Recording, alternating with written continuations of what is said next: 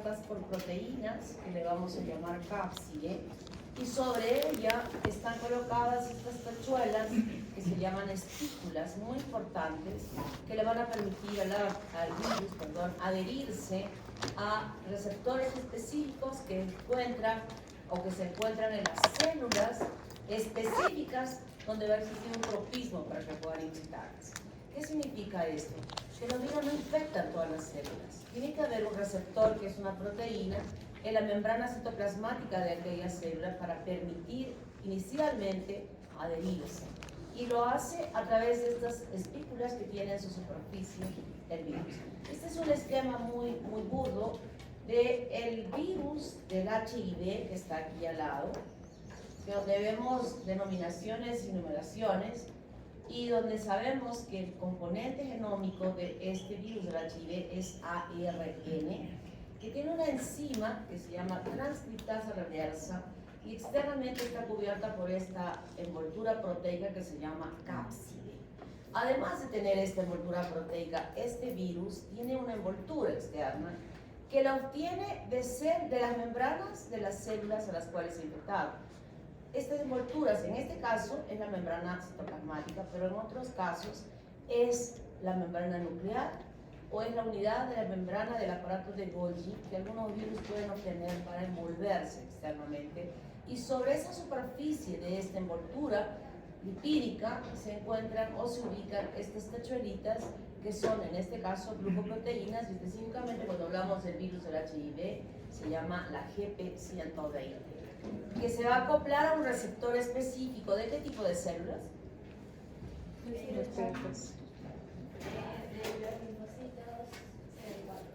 Linfocitos CD4. ¿Y cómo se llama el receptor?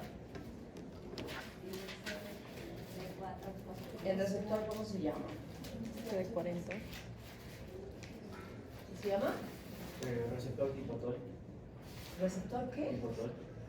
No. Receptor CD4. Es una proteína que es CD4. ¿Qué has dicho? ¿Receptor qué? Dipotol. Es que es un tipo de receptor que tiene algo. ¿Lipotol? Dipotol. ¿Dipotol? Tipo, no. Es un receptor tipo. Dipotol. Primera vez que escucho esa palabra. Ahí dice en tu libro, dipotol. No lo he leído, voy a leer. Así que aprendo algo, ¿eh? Dipotol. O sea, ese dipotol le dan un nombre como dipotol, pero es en realidad el receptor CD4. Entonces, hasta acá estamos entendiendo, ¿verdad? El virus no puede formar viriones solitos. No tiene mitocondrias, no tiene retículo endoplástico, no tiene nada. Quien va a hacer toda esa síntesis es la propia, utiliza el virus a la célula con toda su maquinaria. Entonces, este recubrimiento que tiene el genoma, que lo protege, que lo cuida, este recubrimiento se llama cápside. Y la cápside es como que fuese esta habitación, que ustedes fueran al genoma y está conformada por paredes. Las paredes se llaman capsómeros. Y estas paredes están constituidas por ladrillos. Y los ladrillos se llaman protómeros. Entonces, los protómeros se unen para formar los capsómeros y los capsómeros se unen para formar la cápside. Y esta cápside puede ser icosaédrica, la gran mayoría de los virus, pero también puede ser de una forma helicoidal o compleja. Entonces, hay variaciones en cuanto a la forma de la cápside que tienen los virus. Lo digo que la más frecuente es la icosaédrica. Esta es la icosaédrica, esta es compleja. Miren, ¿quién es esta? Coronavirus. Estas son las espículas que tiene el coronavirus, que se llama el spike, la proteína spike. ¿Y cuál es el receptor para este virus? AC2. AC2, ¿no? ¿Que se encuentran dónde? En las vías respiratorias, en el tejido. En las vías respiratorias, específicamente ¿dónde? En los neumocitos tipo 2. En los neumocitos tipo 2, ¿no? Que era justamente el órgano que se infectaba inicialmente con esa recepción, ese acoplamiento inicial que tenía la espícula de spike con esta proteína. Todas son proteínas. Proteínas, estas son proteínas, y los receptores también van a ser proteínas para que se pueda acoplar. El mismo coronavirus cuyo componente genómico es ARN. Es muy largo aquí el genoma que tiene él, y aquí están las espículas que se van a acoplar al receptor. Y como dije al principio, algunos virus no solamente terminan el recubrimiento en la cápside, sino en una envoltura que puede obtenerla de la membrana citoplasmática o nuclear o del aparato de Golgi, y es de composición lipoproteica, como toda unidad de membrana. Y existe una proteína M que permite acoplar a la cápside con esta envoltura. O sea, no es un espacio, este es la envoltura, este es la cápside, y aquí se ubica esta proteína, que es la proteína M, donde en estos casos estas espículas se van a ubicar por fuera del recubrimiento, es decir, en la membrana citoplasmática o nuclear donde se esté desarrollando. En el caso de que sea un virus desnudo, cuando no tiene envoltura, las espículas se van a ubicar sobre la cápside, pero cuando no, se ubican externamente. Este es el virus del mosaico de tabaco. La clasificación que nosotros tenemos de los virus se hace de diferentes formas. En algunos libros podemos encontrar de acuerdo a cuáles son los virus que ocasionan problemas respiratorios, cuáles son los virus que ocasionan problemas digestivos o infectan el sistema nervioso. O sea, se ubican de esa manera. Pero nosotros para estudiar vamos a estudiarlas de acuerdo al genoma que tienen. Primero, los virus ADN y virus ARN. Y aquí en ADN, esta semana vamos a estudiar a Ipandaviridae, a Papoaviridae y a Herpesviridae, incluida en esta fase, o sea que vamos a tener que hacer. El componente genómico ADN puede ser monocatenario de una sola hebra o bicatenario de doble hebra. Puede ser circular o puede ser simplemente lineal. La estructura de la cápside icosaédrica, Pauxvirus tiene compleja, tiene envoltura no, sí, no, sí, no, y aquí tenemos a los representantes de cada familia como los representantes más importantes que puedan producirse. Herpesviridae tiene muchos, tiene 8, y aquí, bueno, solamente se ha puesto como ejemplo al herpes simple, pero vamos a estudiar igual a los 8, porque los 8 son importantes. Y cuando tienen el genoma ARN, también la mayoría son monocatenarios, pero Reoviridae, que es un virus que ocasiona diarreas, es bicatenario. Generalmente lineales, la mayoría, y algunos lineales segmentados. La forma, algunos icosaédricos más son helicoidales, la envoltura no la tiene, la mayoría lo tiene. La mayoría lo tiene en estos virus que tienen ARN, y aquí tenemos los representantes de todos ellos. En la primera semana de la tercera fase, vamos a estudiar al virus de la inmunodeficiencia adquirida, porque tenemos la necesidad de conocer esto para hacer nuestro trabajo de responsabilidad social. Hasta aquí vamos a completar con estos virus que vamos a estudiar en esta fase, la mayoría, o los virus en su mayoría que van a tener una transmisión sexual, como el virus de la hepatitis B, o como el virus de el panavirus, que es el virus de la hepatitis B, o el Papoaviridae, que vamos a estudiar también en relación al virus del papiloma. Pero como ya no nos alcanzaría el tiempo para poder incluir en esta fase el virus del HIV, que es tan importante, en la primera semana de clases lo hacemos, completamos la información, y en la segunda ya estamos listitos para hacer nuestro trabajo de responsabilidad social. Así es que yo voy a pedir que, ya pedí que este miércoles los chicos de mi grupo me estén presentando el borrador de su trabajo para ir corrigiendo fundamentalmente el lenguaje. Lenguaje, ¿a qué me refiero? De cómo voy a decirles a los chicos con qué lenguaje voy a hablar. No voy a hablar de patogenia, ni voy a hablar que la gente de patogenicidad. No. Lenguaje como que estuvieran hablando a una persona, a un niño de 10, 12 años que no entiende nada. Es el lenguaje que van a emplear. No se van a hacer ahí los sobraditos de emplear términos que los pobrecitos ingenieros van a decir de qué están hablando. No, el lenguaje es sencillísimo.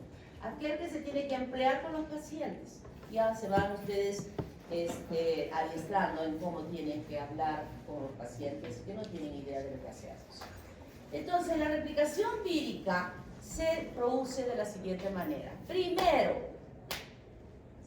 se adhiere el receptor específico de una célula con la espícula específica del virus. adherencia, importante. Luego que ya están adheridos, y esto queda bien, quiero que entendamos, el virus de la hepatitis B no puede, ¿cuáles son las únicas células que tienen el receptor para el virus de la hepatitis B? El hepatocito. O sea, este virus no infecta la neurona, no infecta el músculo, no infecta nada, porque allí no hay receptores. ¿Dónde están los receptores? En los hepatocitos. Entonces ahí se acopla. Y luego se va a producir la penetración directa. Es como que yo disparase un revólver y la bala ingresa directamente. Generalmente esto sucede con los virus que son desnudos, que solo tienen un límite de cápsula. La otra forma es por endocitosis o viropexia, que también se llama así, es exactamente igual a como un fagosoma, que envuelve la membrana citoplasmática y la introduce dentro del citoplasma. Y de fusión, esto generalmente sucede en aquellos virus que tienen envoltura, donde las membranas, la membrana de la envoltura con la membrana citoplasmática se fusionan y ingresa el virus en el citoplasma. Cuando ingresa el virus en el citoplasma, que está cubierto por la cápside, allí lo que va a suceder inicialmente es que se decapsida. Las proteínas que estuvieron protegiendo al genoma se dispersan y el genoma queda libre en ese citoplasma. ¿Y qué va a suceder con ese genoma? Primero, replicar copias. Este alambrito que tenemos de DNA se va a empezar a copiar en varios, porque cada uno de ellos luego va a ser utilizado para formar un nuevo virión cuando va a ser incluido dentro de un virus. Y además, esa información va a ser transcrita y traducida para la síntesis de las proteínas, que van a suceder por mecanismos, como vamos a ver luego ahora, por qué tipo de mecanismos puede suceder. O sea, esa formación de ARN mensajero, ¿de dónde viene? ¿Cómo es que se forma? Porque será el origen que dará lugar a la síntesis de las proteínas que van a conformar esta cápside. Y no solo la cápside, porque han dicho que en las espículas también hay proteínas. Entonces también se van a sintetizar esas proteínas bajo la información que se tiene en el genoma de ese virus. Existen receptores específicos para cada virus. Por ejemplo, este que vamos a estudiar, el herpes simple 1 y 2, el receptor que se encuentra en las células que van a infectarse es la EGF. En el virus del Epstein-Barr, que también vamos a estudiar, C3b del complemento. En el virus del HIV-1, ya hemos dicho, CD4 de los linfocitos. Coronavirus, ECA2. Esas son las proteínas que van a permitir acoplar a las espículas que tienen independientemente cada uno de ellos. Vamos a estudiarlos en cada uno de ellos para estudiar. Entonces, ¿cómo se sintetizan estas proteínas? Ya sabemos que para la síntesis tiene que haber un ARN mensajero. Y aquellos virus que en su genoma habíamos visto que era el monocatenario, dicatenario, y había unas lucecitas ahí, dice polaridad positiva, polaridad negativa. Eso es importante porque los de polaridad positiva ya se convierten como un ARN mensajero y a partir de esa información libremente y tranquilamente en ese citoplasma ya pueden sintetizarse las proteínas. Si es uno de polaridad negativa, tiene que pasarse la copia a ser de polaridad positiva y recién convertirse como un ARN mensajero para el inicio de la síntesis de las proteínas. El virus del retrovirus, de la familia Retroviridae, que incluye el virus del HIV, es también un ARN de polaridad positiva, que ya podría estar funcionando perfectamente como un ARN mensajero e iniciar el proceso de la síntesis de las proteínas. Sin embargo, no es así, porque este virus tiene una enzima que se llama transcriptasa reversa, que se los había mostrado, y hace que el virus, el ARN, se copia a ADN por esta transcriptasa reversa. Y este segmento de ADN se integra por una enzima que se llama integrasa, se integra al genoma principal de la célula, o sea, se integra al DNA de la célula. Y luego que está incluida dentro de ella, se copia como que recién se estuviera teniendo la información de la síntesis de las proteínas de ese virus, se va todo el proceso que nosotros conocemos de cómo está del genoma del DNA en el núcleo y empieza a salir toda esta respuesta importante para que se pueda sintetizar las proteínas. Y eso es lo que sucede con este virus. Esa es su forma de ser, de comportamiento.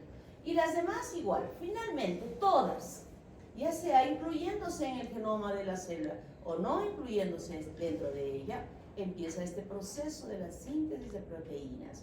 Y los ladrillitos se empiezan a formar en el citoplasma de la célula.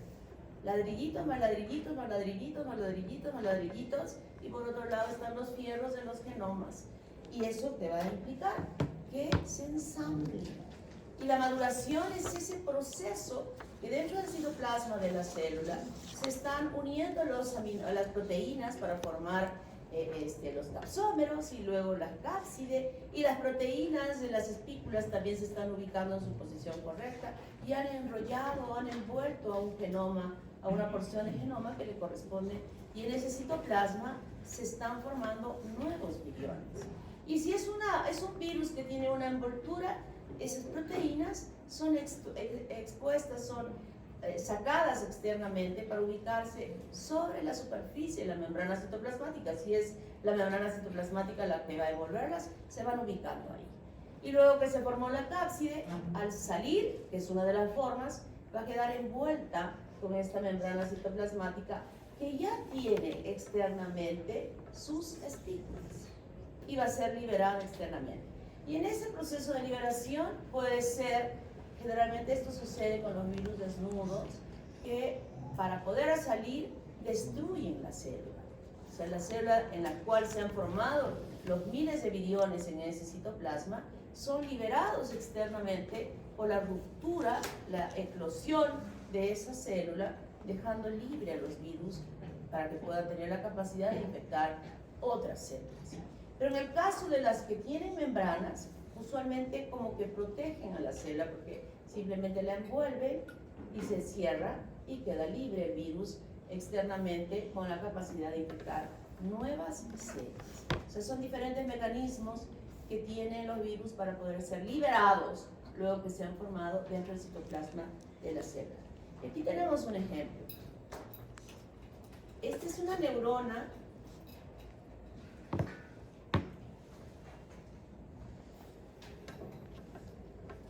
y vemos que el virus de la rabia, que tiene esta forma de balita, miren, tiene una forma como que fuera una balita, primero se adhiere, luego penetra, luego se decapsida y van quedando libres aquí los segmentos, la secuencia de ARN que tiene, se va replicando las cadenas. Esa información es utilizada para la síntesis de las proteínas y aquí se van formando todas las proteínas que formarán la cápside. Ustedes ven que como esta tiene espículas externamente, estas proteínas han salido fuera. Miren cómo se van ubicando en la membrana citoplasmática de la neurona, esta es una neurona, y luego que se ha formado ya la cápside envolviendo al genoma, se envuelve, al momento de salir con esa forma que tiene de balita, se envuelve con la membrana citoplasmática y atachonada de las espículas y es liberada hacia el exterior. Entonces, en resumen, en este proceso de formación de los viriones, primero entendamos que es incapaz de poder por sí solo poder formar nuevos viriones. Necesita de infectar una célula eucariota o procariota para utilizar la maquinaria de síntesis que tiene esa célula y poder formar todos los componentes de la estructura del virus. Primer punto importante. Segundo punto, primero tiene que adherirse en forma específica a un receptor específico para la espícula que pueda tener ese virus. Penetra dentro de ella, se decapsida y esa información es utilizada por el virus para que la maquinaria de síntesis de la célula pueda empezar a sintetizar las proteínas correspondientes y se produce un ensamblaje. Es como que tuviéramos nosotros un carro y vamos juntando las piezas para formar el carro. Eso es lo que sucede en el citoplasma de la célula en el proceso de maduración de ese virión, que luego es liberado externamente por diferentes mecanismos de acuerdo a la característica de cada virus, como vamos a explicar independientemente en cada uno de ellos. ¿Entendido? ¿Sí? Muy bien. ¿Cómo es la patobiología de la infección viral? Vías de ingreso, exactamente igual a cuando hablábamos de las bacterias. ¿Por dónde ingresa?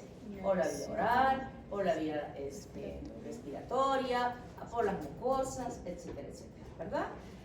Transmisión, beso. Cuando hablamos de transmisión es cómo se transmite la enfermedad.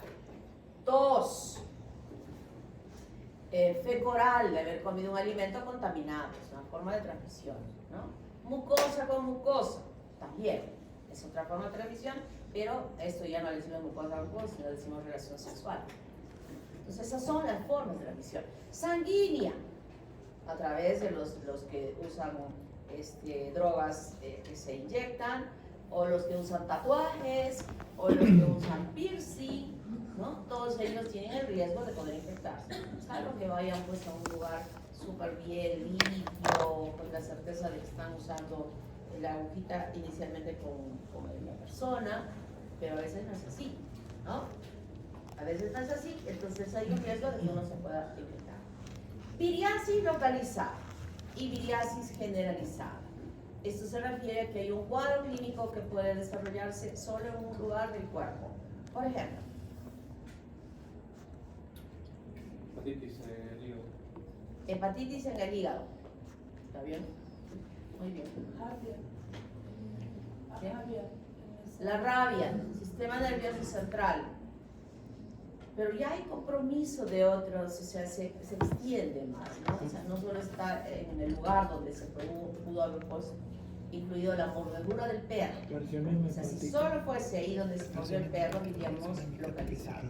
Pero ya en el momento que viajó por todo lado, ya no, porque ya están, las fibras nerviosas ya están extendiéndose y inervando los tejidos. ¿El virus de influenza? El virus de la influenza. Solo nariz puede comprometer también el vaso respiratorio, ¿no? Y duelen los músculos y duele todo eso. Rinovirus. Rinovirus. Aquí sí. Aquí, solo acá. Generalizada. La generalizada. VIH. VIH, ¿no? Compromete ya sistémicamente un cuerpo. Además, chirinos. La varicela. COVID. También. Herpes. ¿Cuál de los herpes? La simple. La simple puede ser cuando se ubica acá en la boca o también en los genitales, ¿no? Entonces ya entendemos, Triana. Rubiola, generalizada, ¿no? Porque es un compromiso general del organismo cuando el virus se disemina por todo el cuerpo. Entonces ya entendemos qué significa que se produzca una infección en un solo lugar y en qué caso se puede extender por todo el cuerpo. Infecciones agudas, igual que las que conocemos, ¿no? O sea, por ejemplo, el rinovirus, que están hablando por acá, es un resfriado agudo que se produce en unos 2, 3, 4 días y luego desaparece. Agudo. Crónico. Hepatitis B. ¿No? Hepatitis B. Puede ser hepatitis B porque, es más, ya les voy diciendo, no necesariamente aquel que tiene o que debuta con alguna manifestación clínica de una hepatitis crónica ha hecho un cuadro clínico agudo. Puede pasarse, ni siquiera supo, y se manifiesta por una manifestación de una hemorragia digestiva, por ejemplo, por unas varices esofágicas asociadas a una hipertensión portal. Y cuando le preguntamos, ¿alguna vez tuvo un cuadro que estuvo amarillo? Jamás, nunca. Y debuta en su depresión crónica. Latente. ¿El herpes zóster? Herpes zóster. El herpes zóster, latente. Sí. ¿De quién? En el caso de la varicela, por primera vez se da la varicela y luego se mantiene el virus. Puede darse en el futuro una infección de herpes zóster, ¿no? ¿El Epstein-Barr? El virus del Epstein-Barr, latente. Ya lo hemos estudiado ya en la práctica esta semana. Triana. Ese es latente también, sí, porque eso es que uno se cura de eso, ¿no? Está permanentemente con él. Recurrente. Herpes labial. El herpes labial que aparece, desaparece, aparece, o sea, puede haber latencia y recurrencia de una infección. Transformación. Retrovirus. ¿Sí? Retrovirus. Retrovirus. ¿Por qué? Porque tienen la capacidad de dar homogénea estimulando la división celular, inhibiendo a los que inhiben la... Muy bien. ¿Qué más? Triana. El virus del papiloma. Por si acaso es ya solo una participación por clase, ¿eh? Ya nos sigan hablando. El virus del papiloma. El virus del hepatitis B que ocasiona carcinoma hepático, ¿no? Antes se pensaba que los virus eran los causantes de los cánceres. No, o sea, que todos los cánceres se debían a virus. Eso se pensaba hace mucho tiempo, pero ahora sabemos que sí, pero es un número menor y hay otras causas para que se produzca el cáncer. El mecanismo de defensa importante para las infecciones virales es la inmunidad humoral. Esa es la que nos ayuda, porque yo les pregunto, ¿ustedes en el COVID han recibido una terapia antiviral en su tratamiento cuando todos han tenido infección del COVID? No. ¿Cuál fue el tratamiento? Paracetamol. No. Paracetamol y Ivermectina. ¿y ¿Qué más? ¿Y qué? ¿Y? no. ¿Cuál era el otro elemento que usamos en el COVID? Panadol y Oxígeno. no. Los locos han usado ivermectina. Tratamiento de COVID. ¿Qué usaron? ¿No se acuerdan? Tratamiento de COVID. Panadol y Para hacer. antihistamínicos. La cantidad de globos. Ese era el tratamiento. ¿Hemos usado alguna droga específica para el virus? No. ¿Hubieron drogas específicas para el virus? Sí, en Estados Unidos hubieron y la aplicaron allá para personas que tenían de fondo algún problema. Creo que nunca llegó acá. No, al menos no tengo conocimiento si llegaron estas medicaciones para tratar acá. Tratamiento de virus. Pero sí hubo. Pero la mayoría, el 99.999% a nivel mundial, no recibió un tratamiento específico para el COVID. Fue esta medicación sintomática y fue el sistema inmunológico el que venció la infección. Y donde no venció, caballeros, pues, también. Entonces, no tenemos medicaciones como tuvimos cuando hablábamos de las bacterias, esto para aquel, este para el otro, no. Es nuestro sistema inmunológico el que en el 99% actúa frente a las infecciones. El pool de medicaciones que existe es pequeñísimo, comparando lo que tenemos cuando hablamos de las drogas antibacteriales.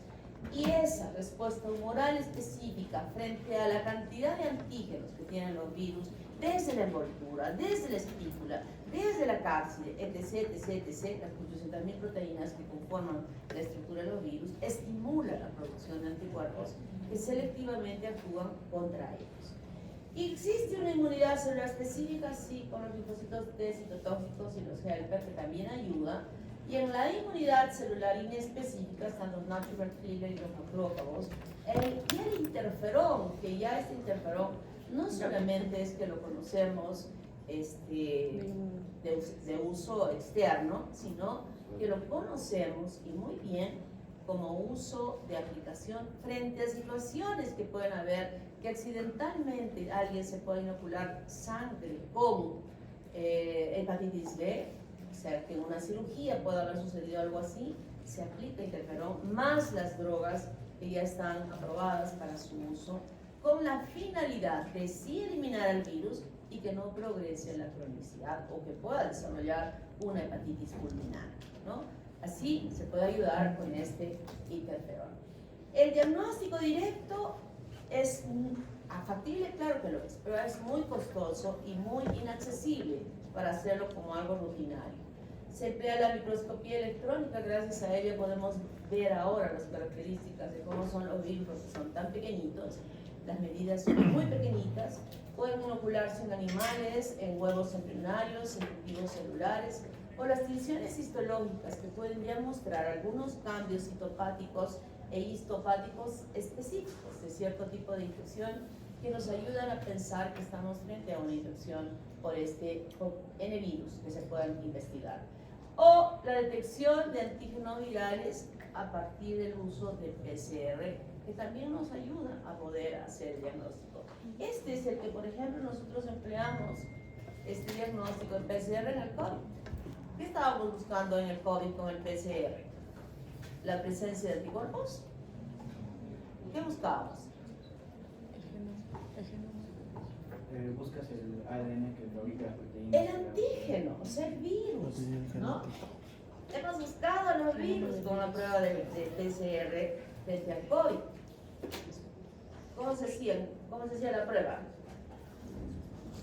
El hisopado. Nos metían con el hisopado ahí en la nariz, terrible, hasta que chocábamos en eso. Vamos a hacer la práctica también ahora. Sí. Yo voy a hacer una y luego se hacen el antígeno. No, sí entra de frente. Sí. Recuerden que el COVID ya se ha convertido en nuestro medio como una infección endémica. O sea, ya está.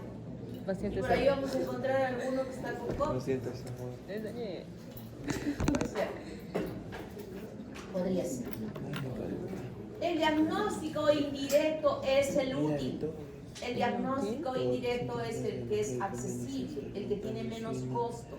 Y es la búsqueda de los anticuerpos que nosotros vamos a hacer en ese suero del paciente en las fases agudas buscando inmunoglobulina M y en las fases crónicas inmunoglobulina G. Esto es lo más accesible. Definitivamente, ¿existen falsos positivos? Sí. La prueba del COVID, por ejemplo, no nos sirve mucho en este estudio de los falsos de las inmunoglobulinas. Recuerden que cuando estábamos en el proceso de la epidemia, el uso de esto no era ideal, se descartó y donde recurríamos realmente a hacer un buen diagnóstico era la prueba del PCR o el antígeno que usábamos, no con el PCR, sino en la farmacia nos hacíamos los reactivos, ¿se acuerdan? Que hacíamos y hacíamos la solución y lo vamos a emplear nosotros para no hacer PCR para todo, que es importantísimo, pero sí esta prueba antigénica que se puede emplear para determinar si es que hay o no hay, que ya se acerca un poquito al PCR y no simplemente buscar anticuerpos en el suero, que de acuerdo a la interpretación que vamos a hacer cuando estemos estudiando qué significaba el hallazgo de todos estas inmunoglobulinas y cómo la interpretábamos en el proceso del cuadro clínico. Eso lo vamos a estudiar. El tratamiento antiviral es, como dije, reducido. Existe, sí, por ejemplo, para el virus del HIV, es un montón de pastillas que tienen que tomar y lo único que hace todo este choclón de bolsas que se toma el paciente es disminuir la carga viral. Cuando la carga viral, es decir, la concentración de virus que estén circulando en sangre, es baja, da la opción que las células de defensa como los linfocitos suban. Cuando la carga baja, los linfocitos suben. Y si los linfocitos suben, protegen de que no se pueda producir infecciones, que es lo común en este caso donde la inmunidad está alterada. Entonces protege de que no hayan enfermedades infecciosas en ese paciente infectado con el virus del HIV. Pero ojo, no cura, no mata el virus, simplemente está disminuyendo la carga viral. Pero ya entendemos que el paciente infectado con HIV se va a morir de cualquier cosa, menos porque su sistema de defensa ha caído. Ya se ha logrado eso. Pero hasta hoy todavía no hay una terapia que elimine la presencia del virus. En el caso, por ejemplo, del herpes simple o que es estas lesiones que aparecen a nivel de la boca, como unas pequeñas vesiculitas que luego confluyen y se hace como una costra, que cae la costra cuando nos bañamos y queda una úlcera viva, roja. Esa normalmente debe durar hasta que se cura, hasta que el sistema inmunológico produzca los anticuerpos 15 días. Cae la costrita, se pintan con violeta de genciana, se echan isodine, igualito se forma la costra, se baña, se remoja y se cae, y ahí está la ulcerita. Y va pasando una semana, y va pasando 10 días, y llega a los 15 días. Recién a los 15 días ven que la ulcerita que estaba así empieza a disminuir, ya los anticuerpos se han formado y va a desaparecer. ¿Y a quién le hace gracia andar con su ulcerita en la boca 15 días? A nadie. Entonces en esos casos usamos una terapia antimicrobiana que puede ser una cremita que se aplica, que disminuirá poco a poco, pero más efectiva es que me tome yo mis pastillas de aciclovir, que en 2 días se calma la herida. Pero ese aciclovir está curando a esa persona de matar todos sus virus herpes. No, el virus del herpes está bien si es en la boca, bien alojadito en su ganglio trigémino, por los siglos de los siglos hasta que le llegue la muerte. Ahí está. Se muere uno con el virus. Esto de aplicarse la terapia es simplemente algo que acelera la curación, pero no estoy destruyendo al virus que está bien alojadito ahí. ¿Está claro?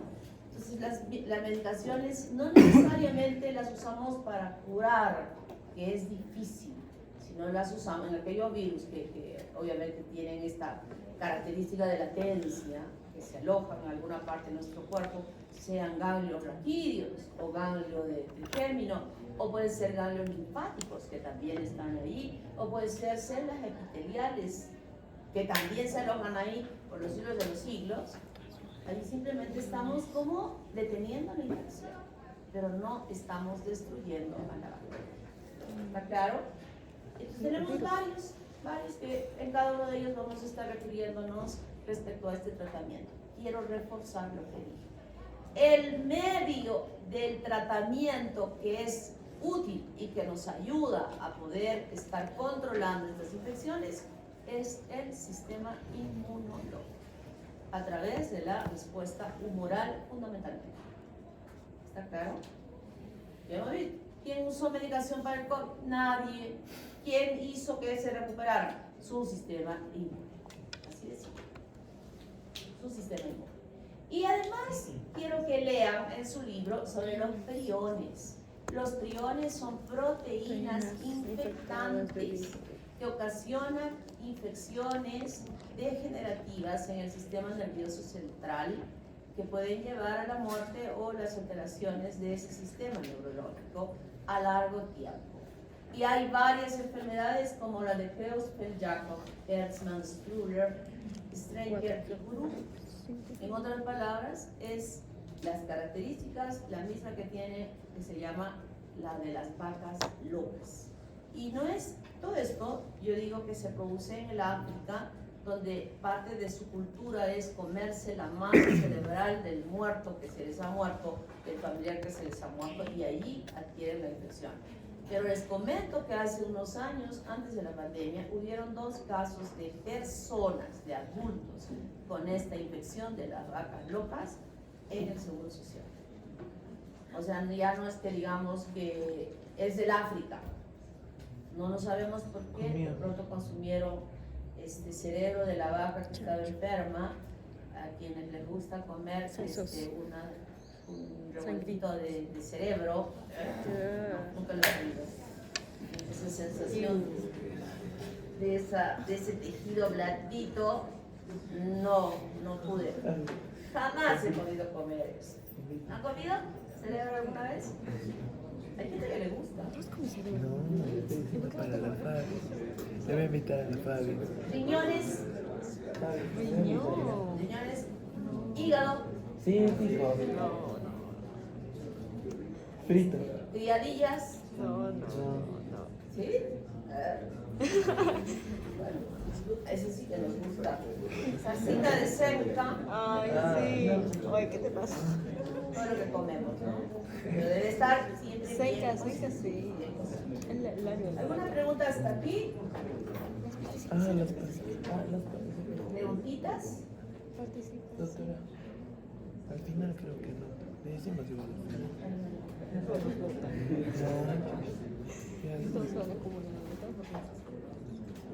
Doctora,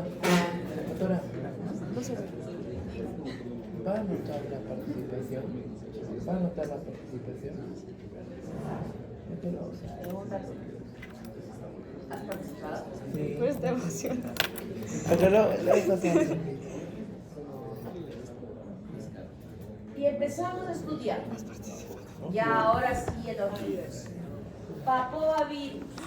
Papo. Con la microscopía electrónica se puede visualizar las características del virus. Miren cómo se ve con este tipo de microscopía a este virus, que dentro de sus características es chiquitito, mide 45 a 55 nanómetros frente a otro virus que vamos a ver que miden 200 o 300 nanómetros, o sea que es pequeñito, tiene un sDNA, no tiene envoltura de psicosaédrico, su genoma es circular y cerrado, y aquí hay dos formas, papilomavirus y el poliomavirus. Se replican dentro del núcleo de la célula. Allí se van a formar los viriones, dentro del núcleo. Algunos se forman en el citoplasma, pero este se forma dentro del núcleo. Y producen unas proteínas dentro de su ciclo de división, unas proteínas que es la E6 y la E7. Que normalmente, yo recuerdo que les había dicho cuando hablábamos ya de la inmunología, como un preámbulo, les decía, seguro que sus profesores les han dicho que el sistema inmune actúa contra todo lo extraño, ¿verdad? Que ingrese a nuestro cuerpo. Pero también actúa contra lo no bueno que se esté formando dentro del cuerpo.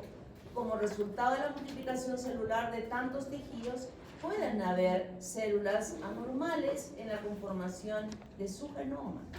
Y para ello, este sistema inmune se ayuda con unas proteínas que son supresoras de tumores, que están circulando en todo lado. Las detectan y hacen estas proteínas que esas células se afecten, se dañen y el sistema inmune las desaparezca para que no continúen con sus divisiones anormales y se traduzca en el cáncer. Y entonces nosotros tenemos justamente esas proteínas normalmente en el epitelio. Si estamos hablando de esta bacteria, de este virus, perdón, que es que desarrolla el cáncer de cuello uterino, que pueda anular esa función cuando se adhieren estas proteínas a esas proteínas supresoras de tumores y permiten que las células anormales empiecen a proliferar, desarrollándose el cáncer. En la fisiopatología, el DNA es mantenido dentro del núcleo, pero a nivel extracromosómico se va produciendo esta replicación que es sincrónica con lo que se divide normalmente la célula. O sea, simultáneamente, en forma paralela, como ya se metió ahí dentro, es como que estuviera leyendo a una y está leyendo a la otra, y de esa manera promueve la duplicación, dando lugar a una infección latente. Esta conversión de una forma latente a una forma infectante por la replicación de los virus completos es la que va a desarrollar lesiones, como por ejemplo lesiones intraepiteliales de bajo grado y el condiloma acuminado, que se produce como infección de uno de los tipos de este virus. Y lo más grave es cuando se integra con el genoma de la célula e inicia el proceso oncológico del cáncer. Entonces, este virus está relacionado a la producción del cáncer, pero tenemos que subrayar, incluye varios tipos, y uno de esos tipos, o varios de esos tipos, están relacionados a la producción de las verrugas. Estas que normalmente, anormalmente las podemos ver en la piel de las personas, en las manos, en la cara. ¿Quién no ha visto, quién no conoce una verruga? Levante la mano quien nunca en su vida ha visto una verruga. Todos hemos visto, ¿verdad? Todos hemos visto en alguien de nuestro entorno y algunas veces incluso a veces lo han tenido. Estas verrugas son producidas por tipos de esta familia de Papoviridae. O sea que pueden tener un comportamiento benigno, porque una verruga es benigna, no evoluciona a cáncer, así como otras van a evolucionar a desarrollar el cáncer. Y cuando se produce la infección, este virus ingresa desde la parte superficial hasta la parte donde está la capa basal. Y son estas células de la capa basal las que se infectan y donde se va a producir esta formación de los nuevos viriones, que luego, como todo epitelio que nosotros conocemos, empiezan a eliminarse y van avanzando hacia la superficie, cargadas de estos viriones que luego van a ser expulsados en la superficie. Y lo que va a provocar en este epitelio, ya refiriéndonos también al epitelio cervical, hay una hipertrofia, hay un crecimiento mayor del epitelio. Si ustedes recuerdan cómo estudiaron en histología, el cuello del útero normal era un epitelio chiquito, pero si ahora están viendo en la práctica estas láminas donde estamos observándolas, están viendo un epitelio más grueso, más ensanchado. Y además hay acantosis, las células están más grandes, más infladas por el mismo proceso infeccioso que desde la base se están superponiendo hacia la parte superficial para luego ser eliminadas. Entonces, en este ciclo tenemos esto. Frente a alguna pequeña lesión que pueda haber en la mucosa, el virus ingresa, como dije, pasando todas las capas hasta la capa basal. Y en esta capa basal es que se produce esta formación de los viriones, que luego en su expulsión va modificando las células con características muy propias, y esas características propias las hemos nombrado, y además, si estamos hablando de epitelio del cervix, la formación de estas células infectadas por el papiloma, que se llaman coilocitos. Y la característica citológica de esos coilocitos, también los hemos visto ya en la práctica, son unas células que tienen el núcleo y con una vacuola enorme alrededor de él. Eso significa infección por el papiloma virus.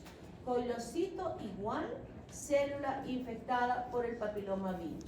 Yo no estoy mencionando en este momento que haya algún cambio en el núcleo o en la morfología completa de esa célula, que estaríamos hablando de displasia.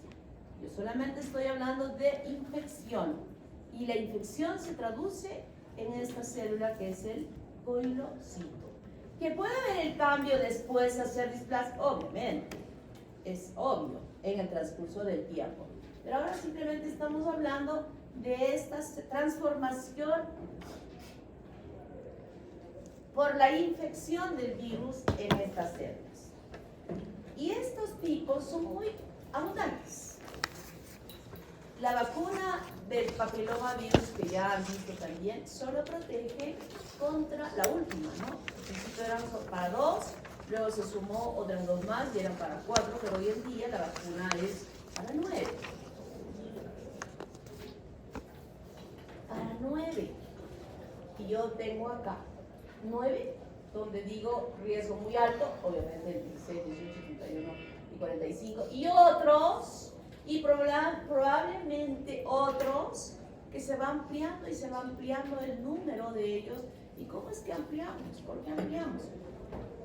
Porque los estudios que se hacen del tejido del útero que se haya sacado de personas que han tenido cáncer, cuando se hace ese estudio de la serotipificación a través de PCR, es una serie de pruebas que se hacen, se ha encontrado ya no solamente a estos que inicialmente están, sino a otros. Y se siguen encontrando a otros que no están incluidos dentro de este grupo.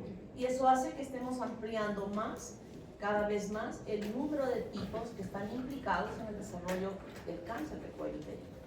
La vacuna solo protege a 9. Y esto es algo que quiero que sí se los digan a los chiquitos cuando estemos hablando sobre este virus.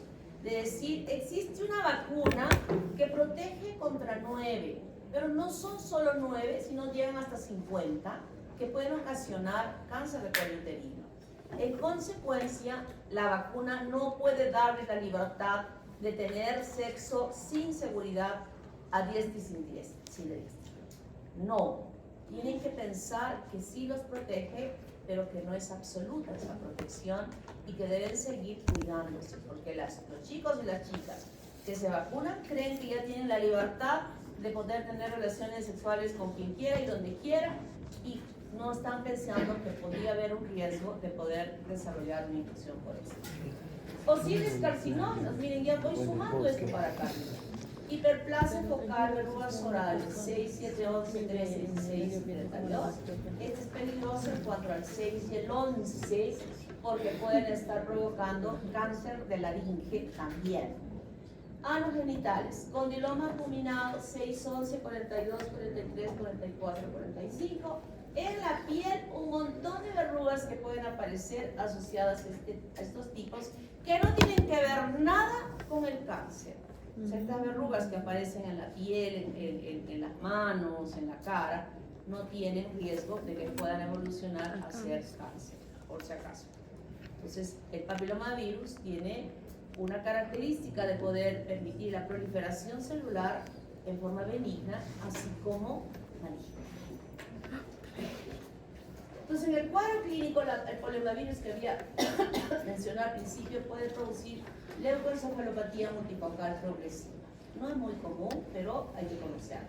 Y luego están las verrugas planas comunes, las verrugas plantares, las verrugas anogenitales o el condiloma acuminado, la neoplasia intracervical y el carcinoma cervical, como cuadros clínicos que pueden desarrollarse bajo esta infección. Y tenemos aquí las verrugas que son elevaciones de la piel con una superficie rugosa, que eso nos ayuda a que nosotros podamos reconocer que sea una verruga. Diferente a que cuando crecen y la piel que cubre está lisa. A la raíz en el cuello de su abuelito o de su mamá o acá, en esta parte, les crecen como unas cositas. ¿Listo? Que no son verrugas. Es simplemente un papiloma que por la edad empieza a crecer. Y cuando ustedes ven, este crecimiento tiene la superficie lisa. Eso no es verruga, por si acaso. La verruga es un crecimiento, pero que tiene una superficie rugosa. No es lisa.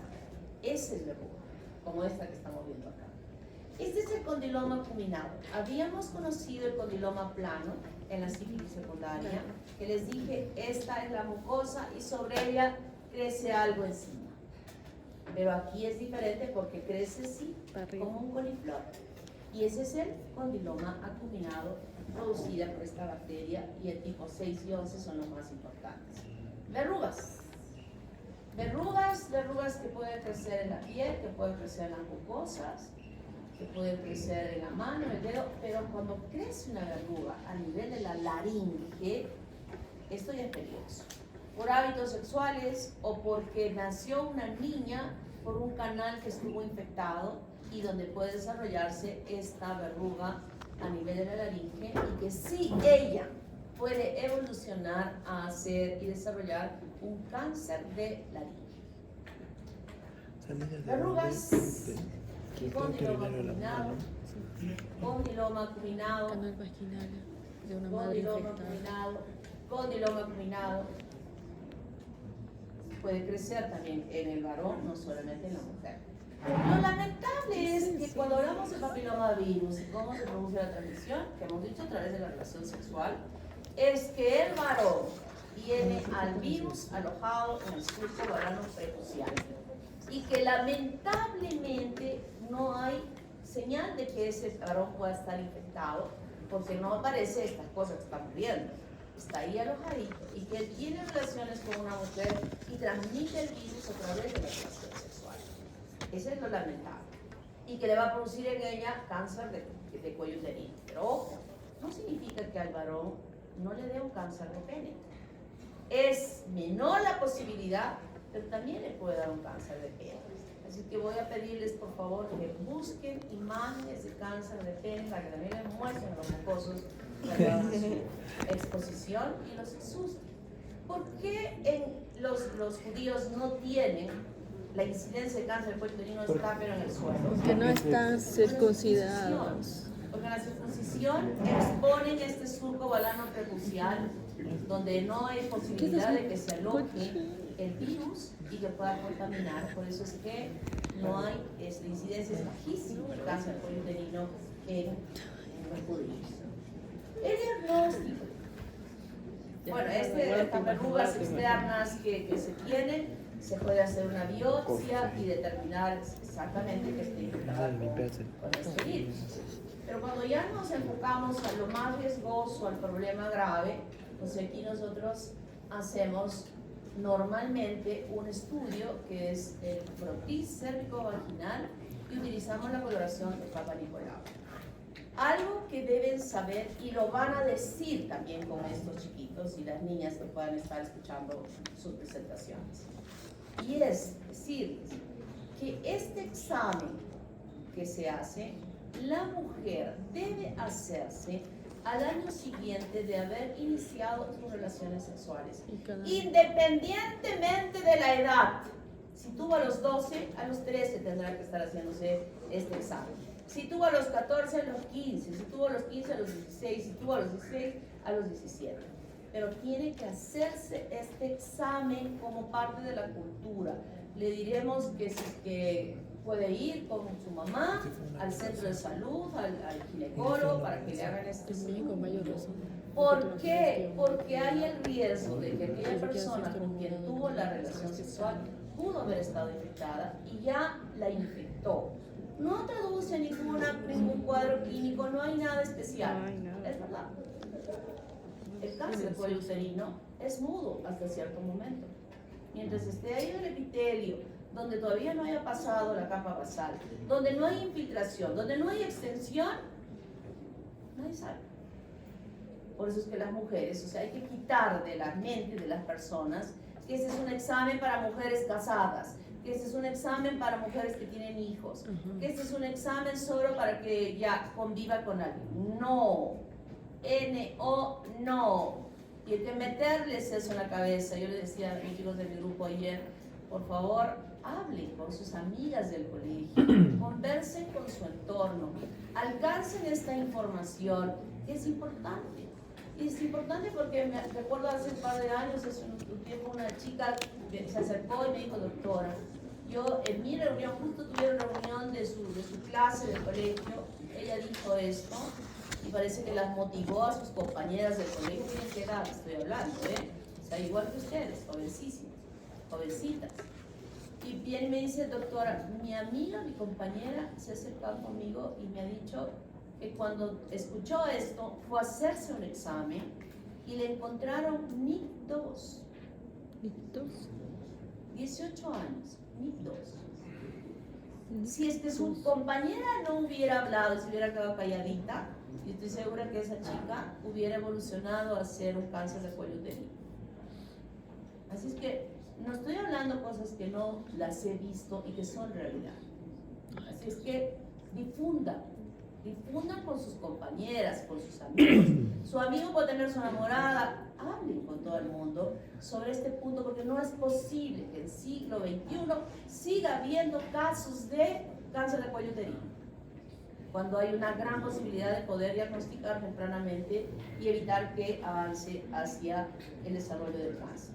Luego que hacemos el Papa Nicolau, el examen de este perfil, donde vamos a encontrar si es que está infectada, si es que tiene ninguno, si es que tiene dos, si es que tiene lo que tenga, hacemos la biopsia. Y en la biopsia estaremos encontrando el daño que se esté dando en ese epitelio, en ese paciente, y hacemos la tipificación genómica para saber cuál es el tipo que está presente en esta persona que estamos encontrando positiva frente a estos estudios que estamos haciendo.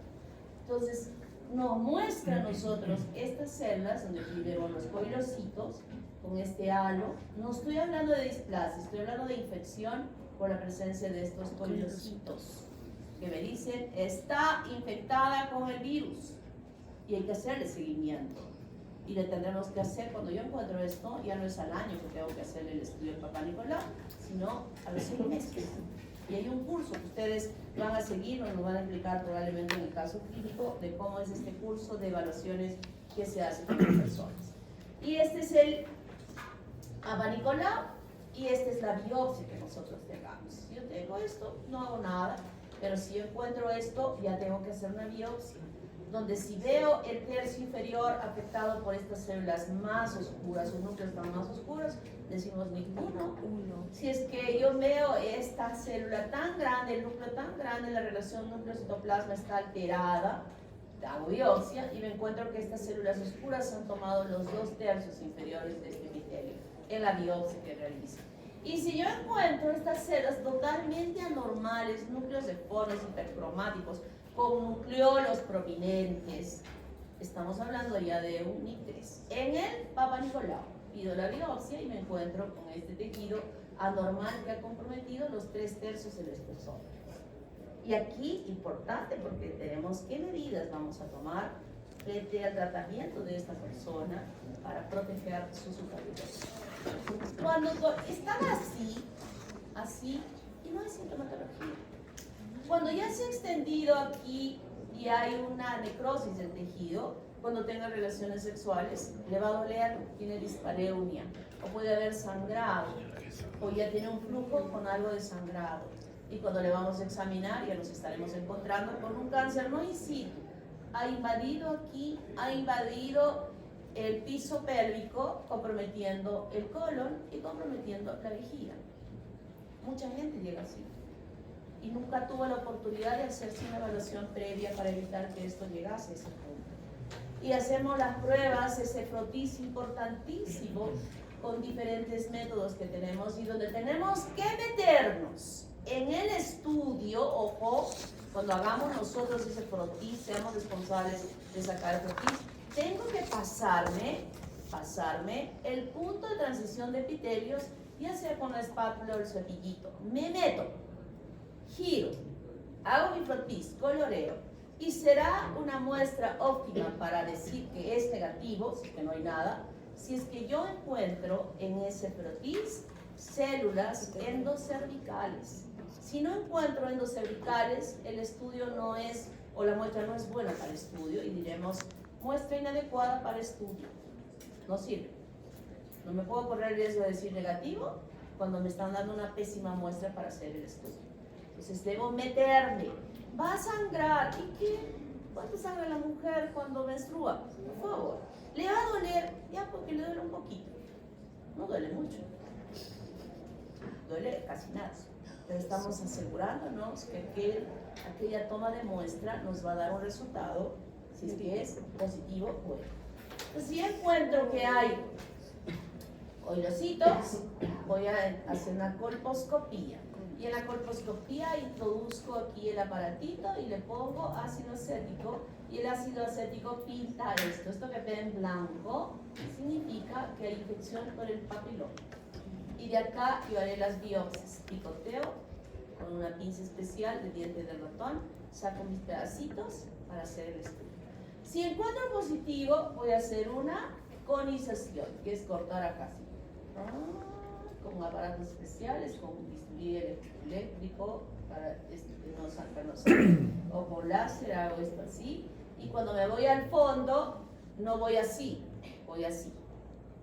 Y saco un trompito, retirando todo ese tejido, que luego lo abro, corto 40, 50 láminas y las observo completamente todas. Esto puede servir como diagnóstico y tratamiento. Pero si ha pasado ya la capa basal o tengo un NIC3, ya la evolución del tratamiento es diferente. Puede haber radioterapia e incluso histerectomía.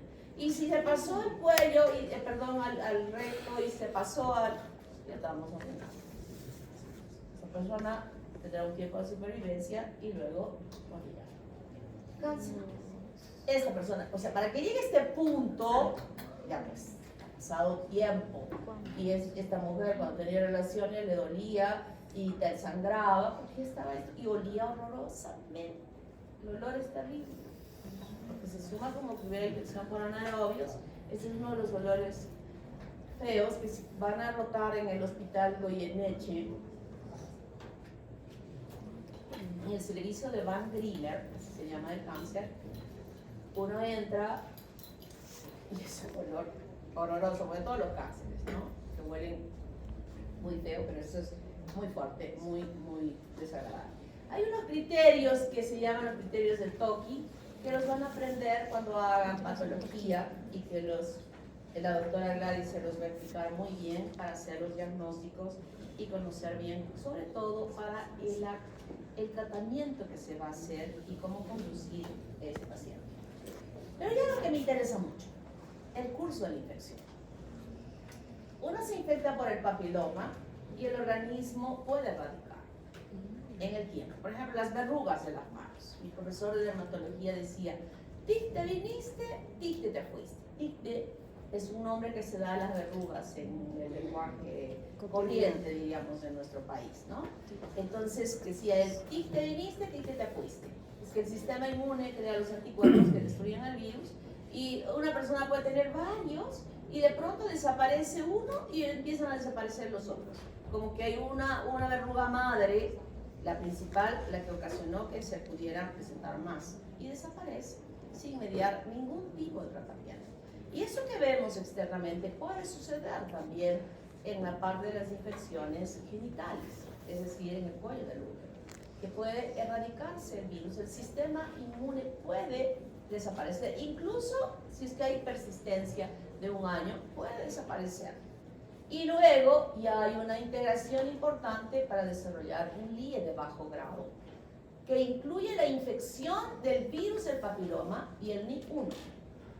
Y puede evolucionar a un NIC de alto grado, donde ya incluye el NIC2 y el NIC3 o el cáncer in situ, y que va avanzando al cáncer invasivo. Pero desde esta persistencia viral puede desaparecer.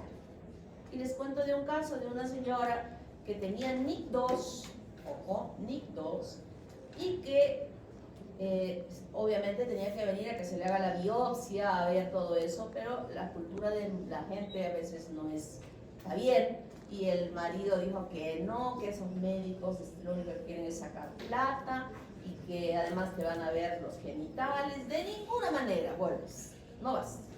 Y la señora tenía ahí que le había explicado al doctor, que le decía, señora, si usted no se hace esto, puede evolucionar a ser un cáncer. Hasta que finalmente ella, escondida, se fue al hospital al año. Al hospital al año, el doctorcito, sacó cita con el mismo doctor, dijo, estoy viniendo para que me haga la biopsia, que usted me dijo que tenía NIC2 y que ahora ya he tomado la decisión que me la haga. El doctor mira la historia y dice, señor, hace un año que le he dicho que le iba a hacer esto. ¿En qué condiciones estará usted ahora? Ay, doctorcito, ¿cómo estaré? Hace otra vez el estudio, porque tenía que ver la evolución del cuadro. Y cuando le pone el espéculo, bueno, en realidad ni todo se ve con el espéculo, ¿no? Le saco, le hizo el Papa Nicolau previamente y se mandó a patología. Entonces, cuando envió a patología, nosotros leímos en patología, les estoy hablando de algo que pasó cuando yo estaba haciendo la residencia, ¿eh? Entonces, leímos yo fui quien leyó el Papa Nicolau. Y yo ni siquiera sabía de esta señora que había tenido antes un diagnóstico así, todo limpiecito, y cuando estaba haciendo la preparación, siempre las láminas iban con el asistente. Y él miraba, perfecto, muy bien, estaba visto bueno de lo que yo había hecho. Y entonces, al día siguiente, a los 2 días, vino este médico, todo iracundo, a gritarnos ahí. Dice, ¿cómo es posible que se equivoquen? Yo digo, ustedes, y ya por la historia completísima, donde decía NIC2 hace un año, y que ahora venía con que no había nada. Entonces, como todas las laminitas ni siquiera están apuntadas con lapicito ni con lapicero, sino con un lapicero que tiene punta de diamante, que se marca en la lámina los números correctos. Entonces, sacamos la lámina del año que había venido la señora, revisamos y efectivamente tenía NIC2, y esta lámina no tenía nada. ¿Qué pasó? Ajá. Regresó. Su sistema inmune lo eliminó. Pero no voy a esperar a decir, su sistema inmune lo va a desaparecer y esperaremos tanto tiempo y cuando viene ya está acá. Puede suceder, pero no es que me voy a amparar en eso que puede suceder para tomar decisiones también, porque esto va a evolucionar acá. Y aquí están estas proteínas que bloquean las proteínas supresoras de tumores, que van a permitir el desarrollo del cáncer. Los 3 pasos de la carcinogénesis urinaria, cuello uterino infectado, va a evolucionar primero hacia los coyocitos, pero puede regresar. Lesión precancerosa, NIC2, NIC1, regresó. Puede regresar. Y también ya intenta no regresar y desarrollar su cáncer. O sea, puede haber esa posibilidad, pero no voy a confiar en que pueda existir esa posibilidad para que se desarrolle el cáncer. Y quiero ratificar explicar lo que dije. Miren, les voy a contar otro caso de una señora que trabajaba acá, cuya hija tuvo un cáncer de cuello uterino. La niña, para mi niña, ustedes también como niños que son, 22 años. Se embarazó, la señora se ha jubilado hace poco, trabajaba todavía acá en la universidad, y nos pedían sangre, quién puede donar sangre, salían los correos, ¿no? ¿Por qué? Empecé a investigar cuál era la causa, y esta niña había gestado. Y al momento ya de gestar, en los últimos meses empezó a sangrar. Pensaron que era placenta previa. Y no era placenta previa. Es raro que sin sangre cuando la placenta previa no empieza a sangrar más temprano. Al final el diagnóstico era un cáncer de cuello uterino, proliferado completamente. 22 años. 22 años. Le hicieron cesárea, el niño nació y esa niña debe tener como 14 años. Producto de eso, la chica sobrevivió un par de años y murió. ¿Cuándo se infectó esta chica? Para que a los 22. Definitivamente sabemos que las hormonas de la gestación aceleraron el proceso del cáncer. Pero ya previamente ella estaba ya con su NIC2, probablemente. Y para que llegue el NIC2 en esa chica, se infectó a los 14, 13 años, infectada. ¿Y murió? Es que yo no estoy hablando cosas que no son ciertas. Estoy hablándoles de cosas que son reales y quiero que traduzcan esto con estos chicos para que entiendan las cosas que pueden suceder. La prevalencia del papiloma y el cáncer a mayor edad se va a incrementar más, ¿no? Y va a desarrollarse justamente los casos de cáncer. ¿Cuáles son los tipos más frecuentes? El 16 es el más frecuente. El 18 le sigue, aquí el 45, pero ya hemos visto que hay un montón de casos que se están identificando luego que se hacen los estudios de las piezas operatorias con cáncer de cuello uterino que se hayan obtenido. Los 9 no sirven.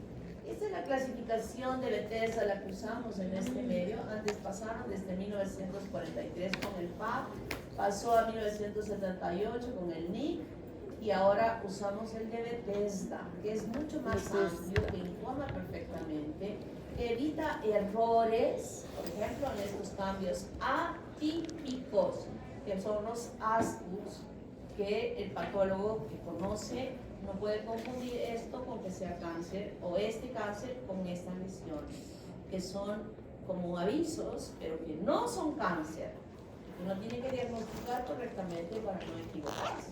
Y llegar a la lesión intraepitelial de bajo grado, que como dije, aquí, en estas dos, no se hablaba del virus del HIV. Aquí ya se habla, y se habla diciendo, hay infección por el papiloma, que está incluida en este día de bajo grado, y además se suma el NIC1. Y en el de alto grado están incluidas el NIC2 y el NIC3. ¿Está claro? O sea que esta clasificación de Bethesda, que está desde el 2001, que se ha ampliado, es la que hasta hoy se sigue manteniendo porque nos da una amplitud de diagnóstico frente a la infección. El tratamiento, remite solo. Y te viniste, te fuiste y te fuiste, ¿verdad? Pero podemos usar ácido salicílico, podopilina, glutaraldehído al 10% o fluoracil. En el caso, o también se puede hacer, si tiene una verruga acá en la punta de la nariz y no hay resultados, preferible hacer una cauterización con el ácido, ¿no? No estar como la bruja, había una revista que se llamaba Hermelinda, una bruja, ¿sí? ¿Has visto esa revista de chistes? Y la bruja tenía una verruga aquí en la punta de la nariz. Tampoco es que sea así. Cosas sí, que es bruja.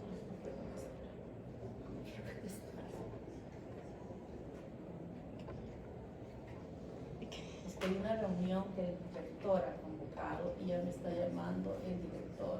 Nos quedan 0 minutos. ¿Ah? Solo quedan los temas. Sí, solo quedan dos virus. No vamos a poder hacer cosas. No. Entonces, la otra forma de tratamiento es la cauterización que se hace y la conización con láser para tratar de eliminar. Pero una persona que ha sido tratada de esta manera necesariamente tiene que estar controlada permanentemente. Ojo, el virus no dice, solo me gusta el jueguito. ¿Dónde están las paredes? De la tiene que estar controlando. Y esta es la vacuna que les he dicho que ya se ha extendido para 9 serotinos, pero que no hay todavía y eso hay que meter en la cabeza de los chicos. Hasta acá nos vamos a quedar. ¿Ya? Hasta